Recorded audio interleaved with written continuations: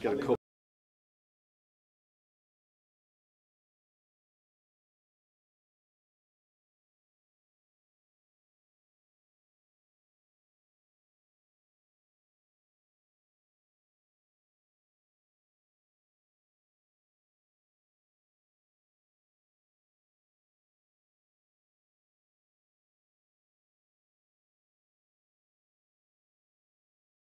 Some unhealthy pizzas.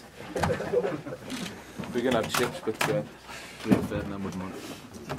He would want it. That's a nasty comment. Only kidding. Okay, good. So as we said, we'll start off with a television interview if ITV could kick it off, and then followed up by the other TV media. Question first for Phil. Under Roberto's leadership, there's now a real culture of ambition and adventurousness here at Everton. We've seen players coming in like Aidan Magidi and Romelu Lukaku, who are really thriving here after slightly frustrating periods elsewhere. What is it about both Roberto's approach and also the culture of the club more generally that's so conducive to unlocking talent? I think if it was a simple answer, everyone would be doing it, but I think the actual environment that we've created here over many years, and then obviously the manager coming in and adding his little bit of flavour over the top of that, and we all know that as footballers you play better when you feel comfortable in your surroundings, and that's the main thing that we try to do here. Obviously Ado came in last year just after Christmas after having a long time off, and he'd be the first to admit it took him a little while to settle in, but he's started the season fantastically well, and obviously Romelu came in last season, was brilliant for us, and I think the way we treated him and the way he felt here was the main reason why he came back. Obviously the manager had to spend the money and put his sort of money where his mouth was, but as far as the manager making players feel at home, not only obviously with the relationship he has, but obviously the tactics that he employs, and like I say, the style of football that we've become accustomed to now at Everton means that these sort of players, like you say, that do get frustrated when they don't give them the opportunity to play the way they want to, obviously have thrived underneath the manager's leadership. Roberto, if I can just ask you about Lukaku again.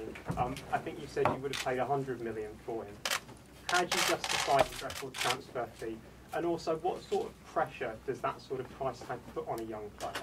Well, I think we always get carried away a bit about trying to get values and the price tags. I think what's important on Romelu's case is that when he arrived, he felt at home. I think he from the first day he was understood.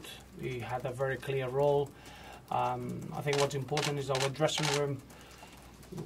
It's been really solid and it's an easy place to arrive. And Romelu brings exactly what we needed as a team. So then it's making sure as a football club that you're trying to make that permanent move, and that's what we did.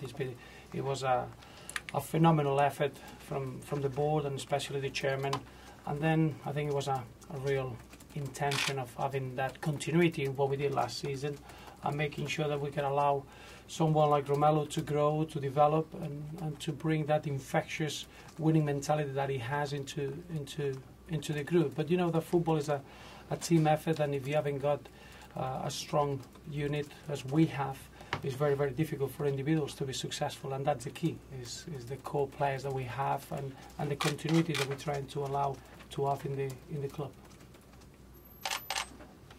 Roberto, is this a landmark moment for you, leading Everton back into European football?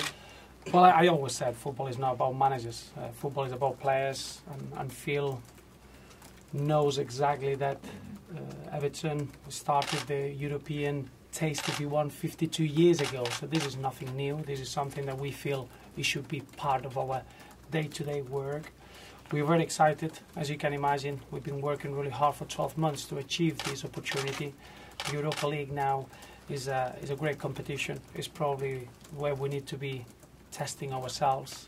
The only way to fulfill our potential is playing games like the one that we're going to face tomorrow. The draw has been really kind in the way of bringing two phenomenal football teams of the quality of Lille and Wolfsburg to Goodison. and then a really surprising pack with Krasnodar beating Real Sociedad in the previous playoffs. So in terms of group stage, it's phenomenal challenge for us, but that's what we want at Everton, and that's the expectation that we want to bring into ourselves. We embrace playing in Europe, and it's something that I do believe is what we need to fulfill our potential as a squad that I know is huge, the potential we have, but in order to fulfill that, you need to play games like the one we're going to be facing tomorrow.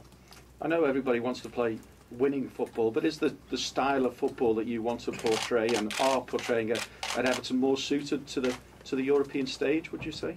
Not really, no. I think it's not about styles. I think it's about being very good in your style. It's been a difficult start of the season for us in terms of results. What has been very, very impressive is in the manner that we've been ourselves, the way that we got on the ball, the way that we break teams down, the way that we score goals. And now we've gone back into our natural defensive intensity. I thought against West Brom, the clean sheet that we had has been ourselves, and that's what we need.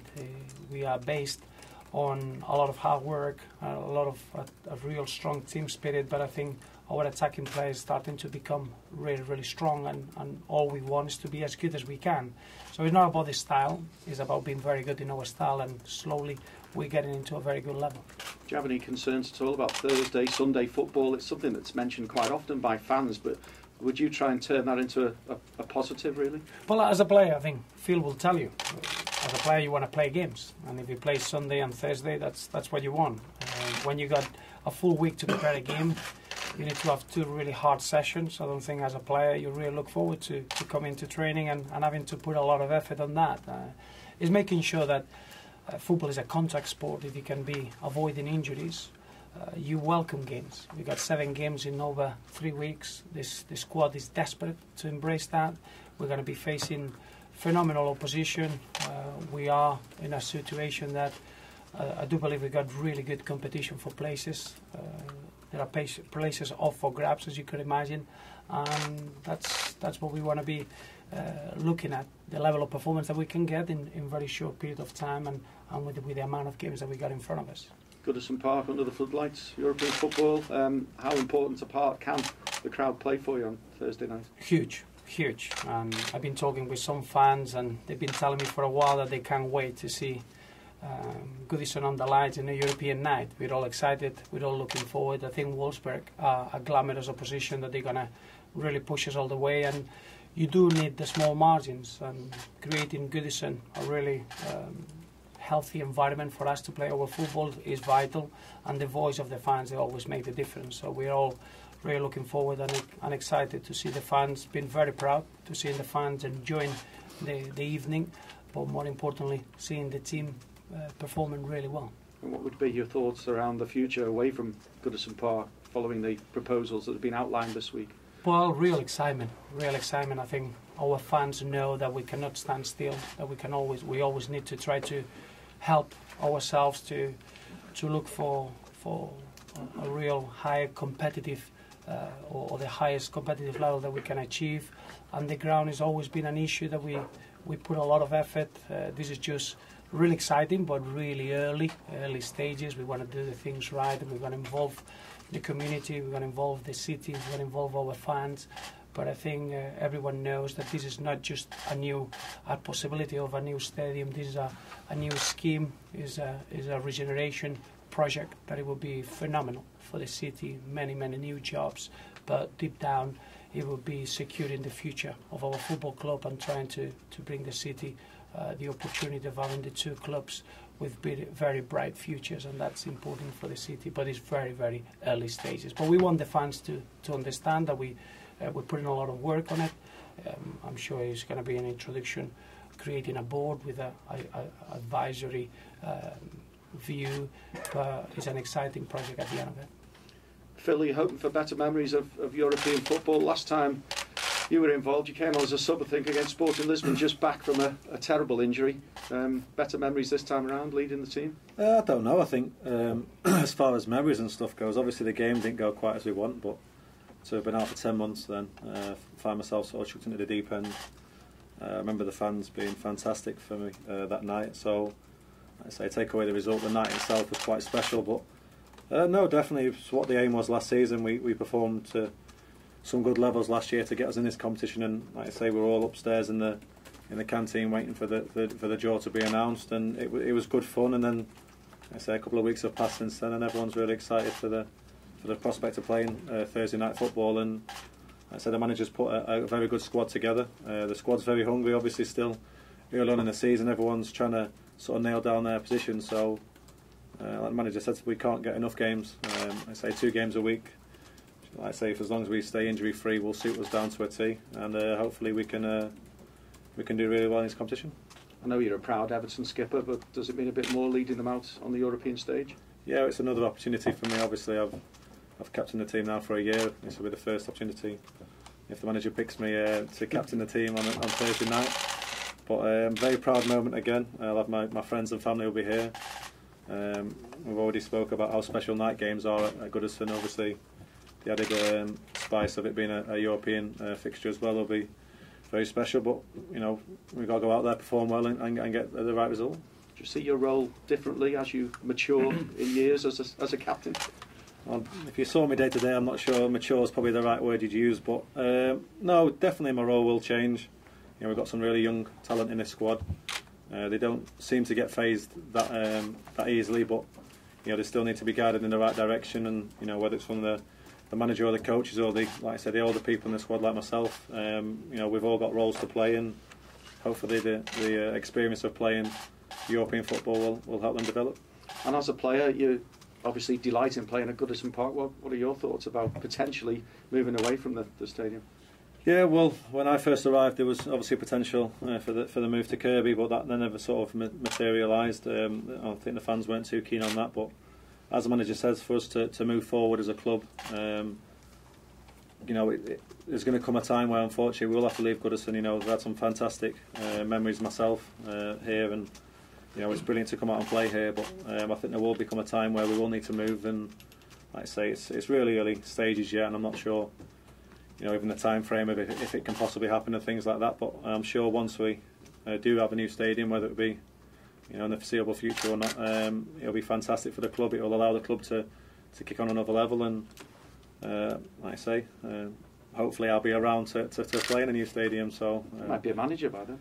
Yeah, you never know. But like I say, I'm not thinking that far ahead. Thursday night's about as far as I'm thinking at the moment. Just the final one from me for Roberto, just away from the game itself. The FA have this morning outlined proposals to reduce the number of non-EU players in English football by up to 50%. What would be your thoughts around that, Roberto? Well, I don't think, obviously, we haven't got enough details yet to see what that entitles.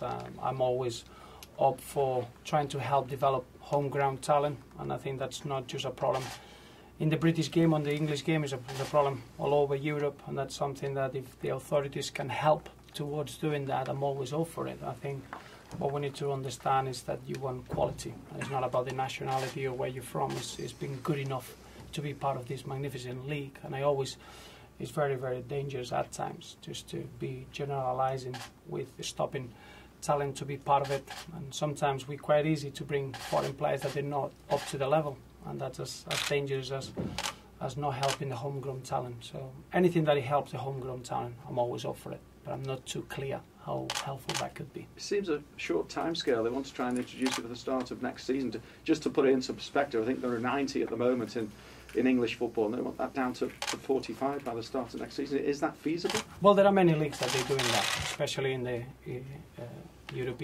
Eastern European leagues. Are trying to reduce the amount of foreign players in the leagues, and you got mixed results. So I think you need to be very specific on how to try to do that. I know that the overall goal is to help the home talent to come through, and I always believe that it's not about the nationality, it's being good enough. If you're good enough, you will get through, even if it's a hard path at the moment for the youngsters in the British game. But anything that it can help that, I'm always up for it. I just don't think that general rules like that help towards that. What it helps is making sure that after the academy time, at 18, 19, 20, 21, 22, and we keep talking about that age group. I don't think that age group is competitive enough. I don't think that's good enough for our youngsters, and that's where the big problem is about the home talent not making it.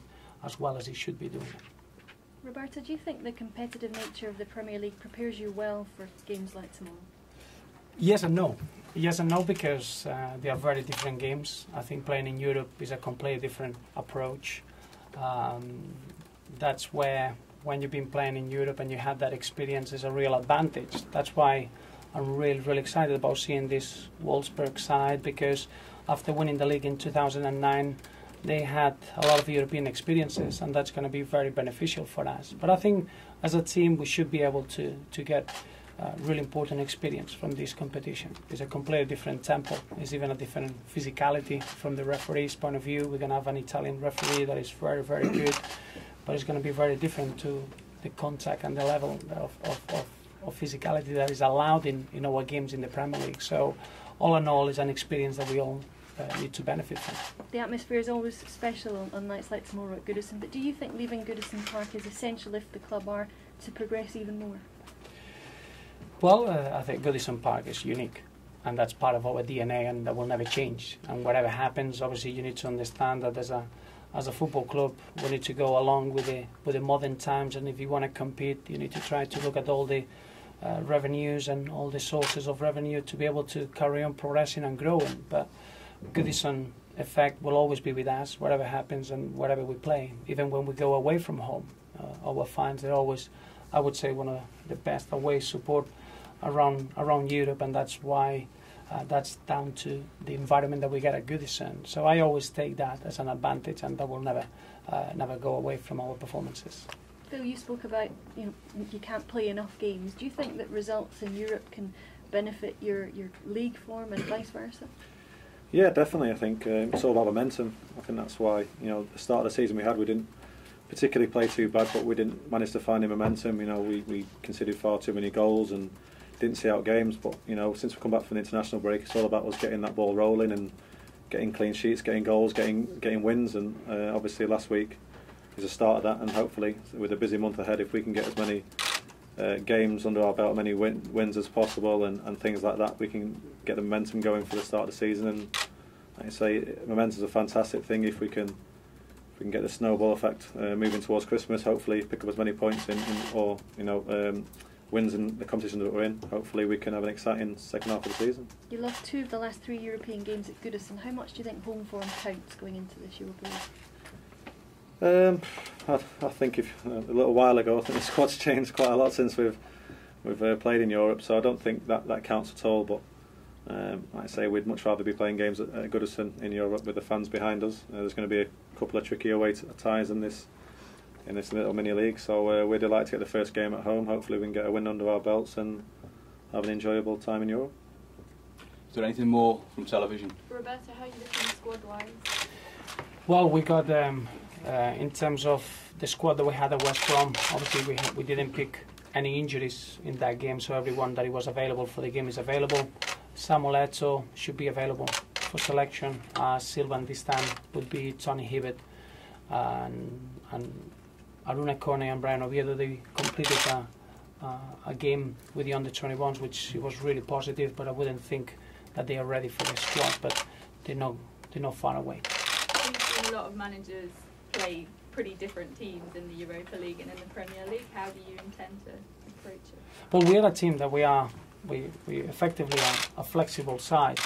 Tactically, it doesn't get any better than having that sort of opposition in front of us. We've been flexible already in the league.